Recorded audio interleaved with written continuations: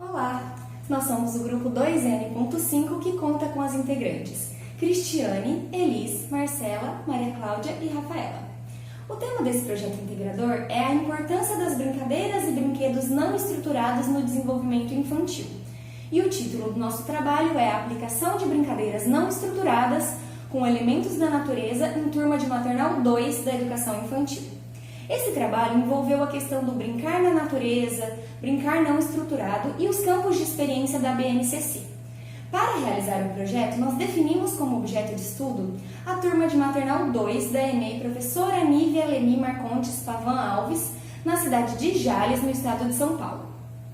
Para estabelecer o problema que seria trabalhado no projeto, nós fizemos uma visita à escola e conversamos com os educadores, os agentes educacionais e a vice-diretora. E uma das observações mais presentes foi quanto à participação dos alunos nas propostas pedagógicas, que às vezes demonstravam desinteresse, dispersão e também na interação com o grupo no desenvolvimento das atividades, que por vezes gerava conflito entre eles. Diante desse desafio, foi definido nosso problema com a seguinte questão: como o brincar não estruturado ao ar livre, envolvendo elementos da natureza, contribui para a aprendizagem de crianças de 3 a 4 anos, melhorando seu interesse e ajudando-as a lidar com conflitos nas interações entre elas e com os adultos. A partir dessa primeira visita, o grupo iniciou discussões buscando possíveis soluções pertinentes ao tema e ao problema exposto. Um fato curioso ocorrido nessa visita foi que as crianças encontraram no pátio da escola uma lagarta, o que gerou grande interesse. Isso deu uma ideia ao grupo de partir desse elemento da natureza para a primeira etapa do projeto.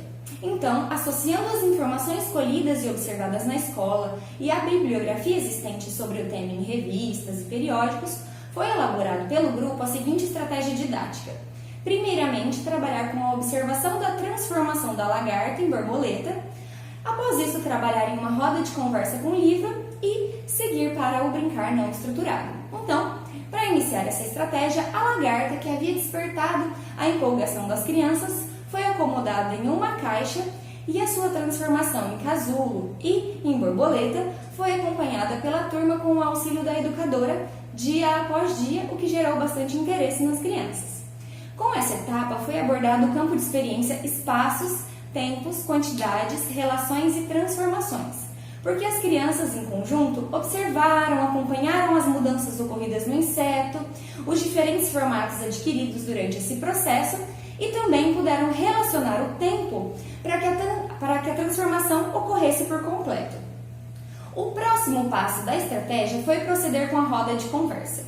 Foi utilizado então o livro Festa no Meu Jardim, de Marcos Bagno, com ilustrações de Lúcia Hiratsuka. E a história foi contada enquanto as ilustrações eram mostradas às crianças, que puderam interagir, olhando as figuras, comentando, e essa etapa também gerou muito interesse.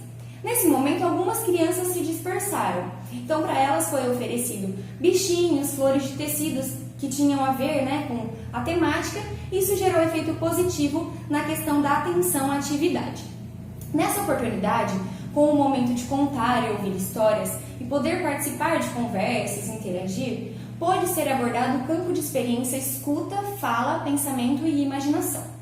Logo em seguida a essa etapa, as crianças elas foram direcionadas à parte externa da escola e lá elas encontraram cantos montados com materiais não estruturados. Em um canto foi montada uma mesa com embalagens vazias, caixas de papelão, latas, potes, caixinhas. Um outro canto foi montada uma mesa com sementes, vagens secas, revistas, cola, massa de modelar, cartolinas espalhadas no chão. Um outro canto com tecidos, com pincéis de maquiagem, escovas de dentes, alguns potinhos. E também na parede foi montado um canto com papel pardo colado e no chão disponibilizado tinta, guache e pincéis. A intenção dessa etapa foi deixar que acontecesse o brincar livre, para que fosse possível observar a interação entre as crianças, se houve interesse ou conflito entre elas. Nesse momento, elas puderam escolher os locais que elas iriam brincar, com quem brincar e de que brincar. O grupo então observou que algumas crianças desenvolveram atividades que tinham relação com a questão da transformação da lagarta em borboleta. Por exemplo, algumas crianças entraram em caixas de papelão, simularam que estavam no casulo da borboleta. Algumas crianças fizeram produções com tinta no papel pardo, dizendo que estavam desenhando a floresta em que a lagarta vivia ou as flores e folhas que serviam como seu alimento. Algumas crianças ainda aproveitaram a área externa e foram colher as flores que serviriam de alimento para a lagarta. Algumas usaram tecidos para simular a transformação da lagarta em borboleta. Uma criança até pintou o braço e o rosto com tinta guache e agitou os braços mencionando que havia se transformado em uma linda borboleta. Algumas crianças ainda, elas utilizaram os materiais não estruturados para representar atividades do seu cotidiano e representar os seus gostos e preferências. Por exemplo, houve uma criança que utilizou as embalagens vazias para simular o preparo de uma refeição. Uma outra criança brincou com as tampas de garrafa simulando moedas. Outra entrou na caixa de papelão simulando um carro. Outra criança moldou um pirulito de massa de modelar. Algumas utilizaram os tecidos para simular cintos, colares, pulseiras, tiaras, acessórios, e algumas utilizaram os tecidos como capas de super-herói. Algumas crianças utilizaram os objetos para compor instrumentos musicais, como a criança que colocou tampinhas de garrafa dentro de um pote de metal, chacoalhando e obtendo som, ou a criança que, batendo uma vagem seca à outra, descobriu que dava para fazer música.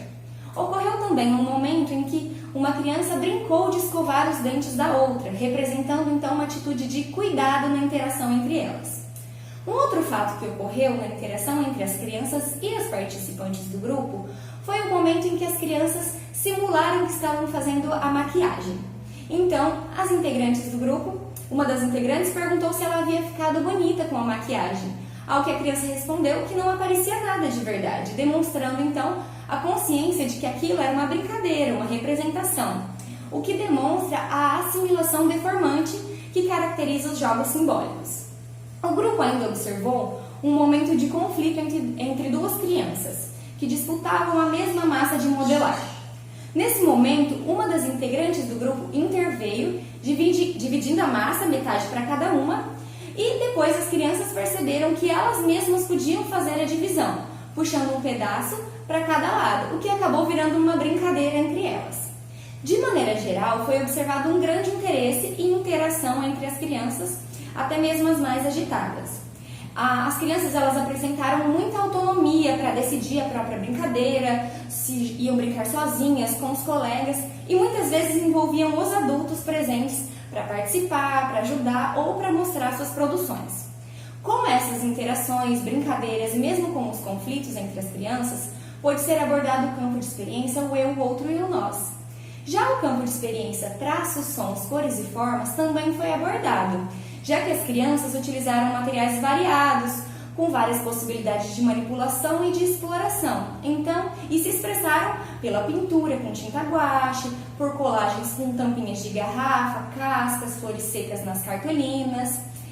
Então, nós concluímos com esse trabalho que o brincar livre, não estruturado e envolvendo elementos da natureza pode ser uma alternativa muito enriquecedora para o trabalho na educação infantil, encontrando inclusive embasamento nos campos de experiência da BNCC. Essa prática ela desafia as crianças a serem mais criativas, adquirirem novas habilidades e interagirem mais entre si. Portanto, é possível concluir que quando o interesse das crianças é despertado, consequentemente há uma maior concentração e interação por parte delas. E que para isso não necessariamente a criança tem que estar imóvel, em silêncio, para ocorrer o aprendizado. Muitas vezes basta que a criança esteja livre para fazer suas escolhas e ser protagonista da construção do seu próprio conhecimento através da brincadeira. Muito obrigada e até mais!